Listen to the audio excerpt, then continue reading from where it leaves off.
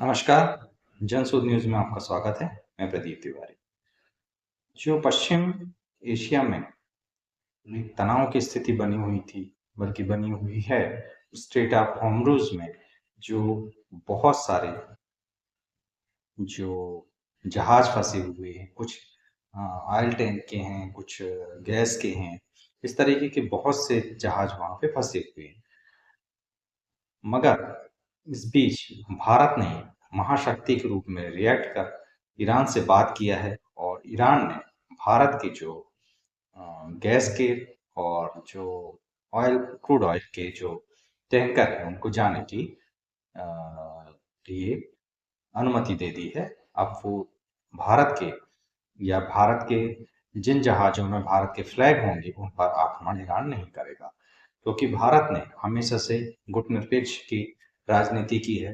भारत ने कभी किसी देश का पिछल्लगू भी नहीं बना और किसी का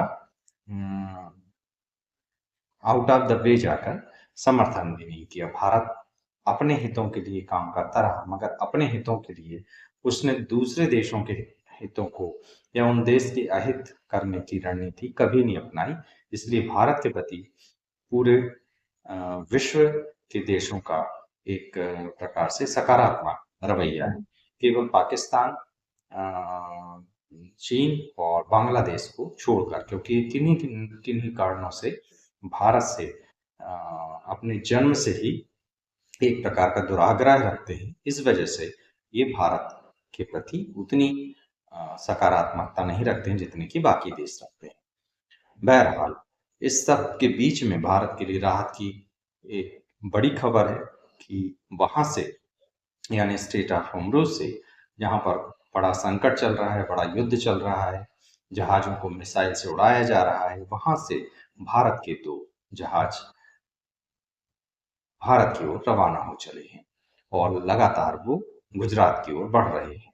ये एक इससे भी बड़ी राहत की खबर ये है कि ये गैस के टैंकर हैं, जिसकी वजह से भारत में जो एक प्रकार की गैस की एक दिक्कत होने वाली थी, उससे कहीं न कहीं राहत की एक खबर लेकर आ रहे हैं और भारत में शायद इस पर अब सुधार हो सके।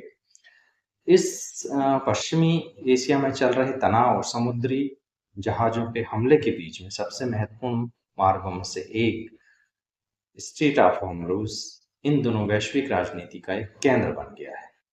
इसी बीच भारत अपने 2 जहाज़ों को लेकर यहाँ से निकल गया है और कूटनीतिक रूप पर पूरे विश्व में अपनी धाक जमाया है।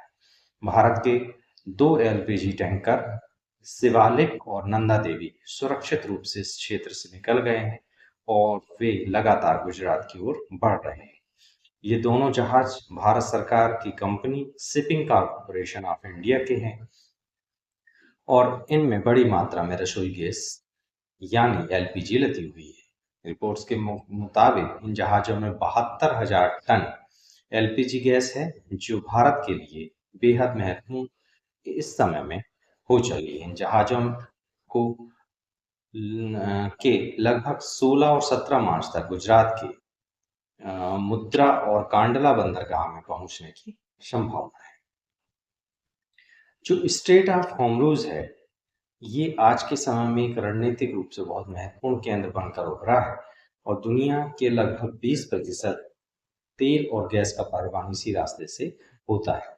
ईरान इस युद्ध के समय में इस क्षेत्र का फायदा उठा रहा है और यहाँ पर उसने नाकाबंदी कर दी है। हालांकि भारत के लिए एक राहत की खबर ये है कि भारत अपने कूटनीतिक प्रयासों में सफल रहा और अब ईरान भारत की सभी टैंकरों को यहाँ से गुजरने की अनुमति दे रहा है। इसमें अभी 2 टैंकर भारत ने अपने निकाल लिए हैं। सरकारी जानकारी और जनशोध की सूत्रों के अनुसार अभी भी लगभग 22 भारतीय जहाज होर्मुज़ के पश्चिम क्षेत्र जो है उसमें फंसे हुए। भारत सरकार उन जहाजों की सुरक्षा को पुख्ता करने और इसे लगातार वहां से निकालने के लिए कूटनीतिक प्रयास कर रही है। विदेश मंत्रालय के अनुसार भारत की 3 प्राथमिकताएं हैं। पहली, भारतीय नागरिकों की सुरक्षा, दूसरी, समुद्री व्यापार की निरंतरता और देश की ऊर्जा आपूर्ति को बनाए रखना। निश्चित रूप से भारत ने बेहतरीन कदम उठाए हैं और अब शायद भारत इन सब मुद्दों पर काबू पा ले। भारत दुनिया के सबसे बड़े एलपीजी उपभोक्ता देश के नाते जाना जाता है। घरेलू रसोई गैस की बड़ी मात्रा खाड़ी देशों से ही आयात होती है।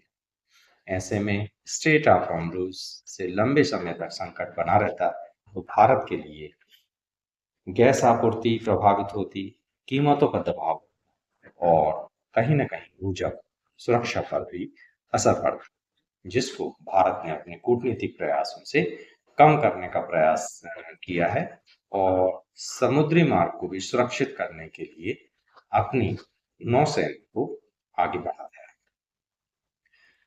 निश्चित रूप से इस बार भारत ने विश्व शक्ति के रूप में एक्ट करने का प्रयास किया है, तो इसी तरीके के प्रयास के लिए अब भारत को तैयार रहना चाहिए। अब वो दिन लद गए जब हम किसी भी संकट के लिए अमेरिका रूस की ओर देखें। अब हम खुद ताकतवर हैं और हमें अपने हितों के लिए खुद ही प्रयास करना पड़ेगा, क्योंकि अब समय वो आ गया है, क्योंकि भारत अब अर्थव्यवस्था की दृष्टि से भी सुदृढ़ हो रहा है और सामरिक दृष्टि से भी। तो ये देश भारत को सहयोग के बजाय अपने कंपटीटर के रूप में देखेंगे और अब भारत को इससे लोहा लेना पड़ेगा। कुल मिलाकर 2 भारतीय गैस टैंकरों का सुरक्षित रूप से स्ट्रेट ऑफ हॉर्मुज़ पार करना भारत के लिए एक बड़ी राहत की खबर है। लेकिन जब तक ये पूरे 22 भारतीय जहाज सुरक्षित रूप से बाहर नहीं निकल जाते, भारत को अपनी रणनीतिक जो सक्रियता है उसे बनाए रखनी पड़ेगी और रणनीतिक जो चुनौतियां हैं उसके सामने बनी रहेगी। पश्चिम एशिया के संकट के बीच यह खबर भारत के लिए सुरक्षा के लिहाज से बेहद महत्वपूर्ण है और भारत की एक विश्व की महाशक्ति बनने के लिए भी महत्वपूर्ण है। भारत अगर इस समय आपदा पे अवसर को तलाश लेता है तो भारत विश्व की नंबर 1 शक्ति बन सकता है। आज अमेरिका ईरान के साथ युद्ध में इन्वॉल्व है, निश्चित रूप से उसकी इकोनॉमी नीचे जाने वाली है। रूस की भी स्थिति यही है और चाइना ताइवान के साथ भी कुछ ऐसा ही करने वाला है, जिसकी वजह से भारत के पास में एक अवसर है, मगर उसे सतर्क भी रहना चाहिए, क्योंकि कहीं ना कहीं अमेरिका पाकिस्तान को उकसाएगा कि वो भारत के साथ कुछ ना कुछ गड़बड़ करे, क्योंकि वह नहीं चाहेगा कि भारत इस विश्व से मुक्त। आप इस मुद्दे पर क्या सोचते हैं, हमें बताएंगे तो अच्छा लगेगा। बेखौफ पत्रकारिता और बुलंद आवाज को चुनना चाहते हैं तो लाइक और सब्सक्राइब करना ना भूलिए। याद रखिए, सच को चिल्लाने की आवश्यकता नहीं होती और राष्ट्र सर्वोपरि। नमस्कार।